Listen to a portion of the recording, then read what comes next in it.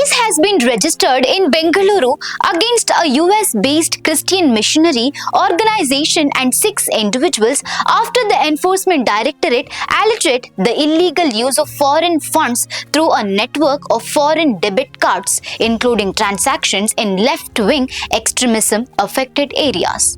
The Kothanur Police registered the FIR on June 11th under the provision of the Bharatiya Nyaya Sanhita and the Unlawful Activities Prevention Act, based on a complaint filed by ED Assistant Director Sunil Kumar Sinhmar. The FIR names are Jonathan S. Rajan, Micah Mark, Ajit Verghese Mathai, Varghese Chacko, Bablu Kurmi, Supreme Joy and the US-based organization, the Timothy Initiative, along with others as accused. The ED stated that search is conducted on April 18 to 19th under the provisions of the Prevention of Money Laundering Act and the Foreign Exchange Management Act revealed that the accused along with TTI allegedly used foreign debit cards issued by a US bank to access and circulate foreign funds across India. According to the agency, around 92.55 crore rupees, when it comes to US dollar, it is 9,995,240,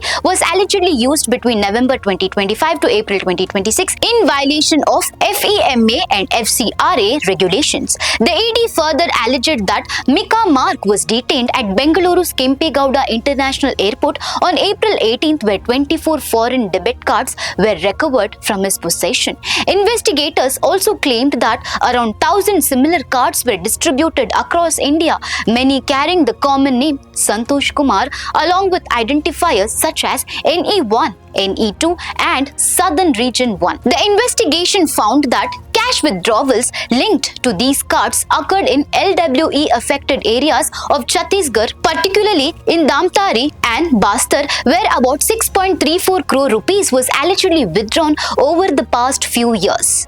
The case remains under investigation by the ED and Bengaluru Police, who are examining the alleged illegal use of foreign funds, the debit card network and possible violations of FEMA, FCRA and UAPA laws. For more such updates, stay tuned to Daily Salar Digital.